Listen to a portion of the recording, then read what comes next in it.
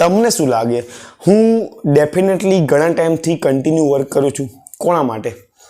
હે, ખબર છે મારા માટે નથી, એટલા માટે તો પણ તમે લોકો થોડો પણ સપોર્ટ નથી કરતા. હું તમારા જોડે શું માગું ખબર? એક લાઇક માગું, એક શેર માગું, અને બને તેટલો મારો વિડીયો બસ મારું મોઢું બ્લર કરી નાખો. પરંતુ મારા જે શબ્દોનો ભાર હું લોકોને આપવા માગું છું, અને જે મેં after reading a lots of books યાર જે મેં લીધો છે, એ હું તમારા જોડે ઓલવેઝ શેર કરું છું. કારણ કે મને ખબર છે કે અત્યારના જમાનામાં ભટકવું એ સૌથી ઇઝી વસ્તુ છે. પરંતુ જો તમે પણ ભટકી ગયા તો યાર મને એવું લાગે છે કે મારામાં કંઈ ફોલ્ટ રહી ગયો હશે, કે તમે મારા ક્લોઝ હોવા છતાં પણ તમે ભટકી ગયા. એવું બિલકુલ નથી માનતો. મારે એટલું જ જોઈએ છે કે તમે એક સાચી દિશામાં હોય, એક સારી દિશામાં હોય, અને પછી મને બહુ ખુશી મળશે ખરેખર. કારણ કે આ દિશામાં હું લાગતો હતો ત્યારે મને પણ ઘણી વાર એવું થતું હતું કે હું પડી તો નહીં જાઉં, હું ગબડી તો નહીં જાઉં, કે હું આઈ થિંક ખોટા રસ્તે નથી જઈ રહ્યો. પણ આ બધી વસ્તુને હું જીત્યો છું. તો બસ એવી જ આશા રાખીશ તમે પણ જીતશો. અઘરું કશું જ નથી યાર. તમે હું માની લીધું છે કે અઘરું છે. મારા માટે જ્યારે મેં શરૂઆત કરી હતી મારી ફિટનેસ જર્નીની, ત્યારે મારા માટે 5 પુશઅપ મારવા પણ અઘરા હતા.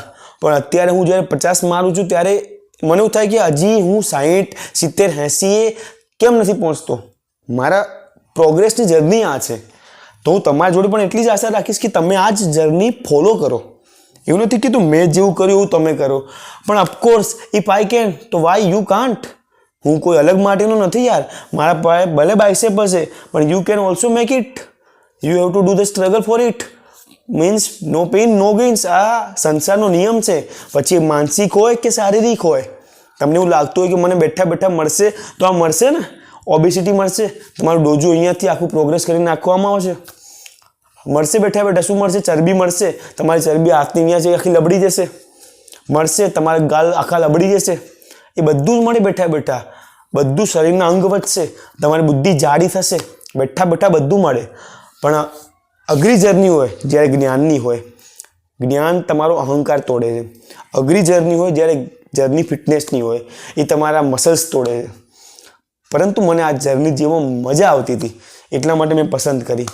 હું તમને ફોર્સ તો બિલકુલ ના કરી શકું, પણ તમને એક નાની ભાઈ તરીકે એડવાઇસ આપી શકું કે યાર તમે પણ કરી શકો છો.